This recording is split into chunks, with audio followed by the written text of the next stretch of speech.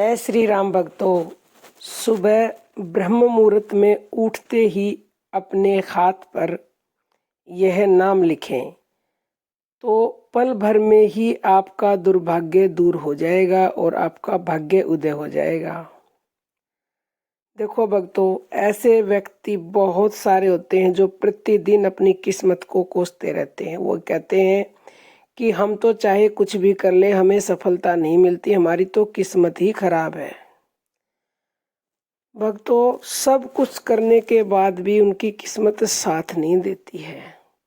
अगर आपके साथ भी ऐसा हो रहा है कि आप अपनी किस्मत को कोसते रहते हैं और आपके साथ कुछ भी अच्छा नहीं होता, आप परिश्रम भी बहुत करते हैं फिर भी भाग्य साथ नहीं देता, तो इसी के लिए हमारे धर्म में हमारे संतों ने बहुत सारे ऐसे उपाय और तरीके बताए हैं जिनसे अगर आप विश्वास श्रद्धा के साथ उसको करेंगे तो आपका दुर्भाग्य पल भर में दूर हो जाएगा।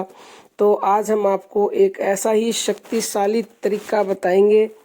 वो आपको सुबह कोशिश तो करनी है कि ब्रह्म मुहूर्त में उठें। जैसे कि 3 से 5 का जो समय होता है ब्रह्म मुहूर्त का, उस समय पर उठते ही ये आपको बिस्तर पर बैठे बैठे ही करना है। तो जैसे ही आप उठें, उठकर बिस्तर पर बैठ जाएं, तो अपने दोनों हाथों की हथेलियों को अपने सामने लेके आएं। अब हाथों की हथेलियों पर ही ये क्यों लिखना, हम ये बता देते हैं। देखो, हमारे हाथों की हथेलियों में भगवान का वास होता है। हाथों की हथेलियों में ही हमारी रेखाएं भी हैं। हमारे हाथों की हथेलियों में भगवान का वास होता है और इन्हीं हाथों से हम दिन भर कार्य करते हैं। इन्हीं हाथों के द्वारा जो कार्य करते हैं उनमें सफलता असफलता प्राप्त होती है, क्योंकि इन हाथों की लकीरों में ही हमारा भाग्य लिखा होता है। तो आपको अपने हाथों की लकीरों के ऊपर ही वो नाम लिखना है, और वो नाम है आपके इष्ट का। जिस भी इष्ट को आप मानते हैं या फिर कोई आप मंत्र जपते हैं, क्योंकि विश्वास सबसे बड़ी बात है, तो उस मंत्र को भी लिख सकते हैं।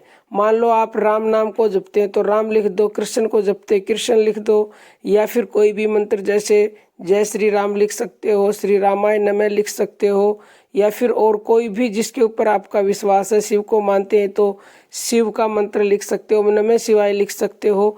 कोई भी मंत्र जिस पर आपको विश्वास है, नहीं तो अपने इष्ट का नाम लिखें। तो लिखते समय आपको मन में अपने इष्ट का ध्यान और जो भी आपकी मनोकामना है वो उस समय लिखते रहें और मन ही मन बताते रहें।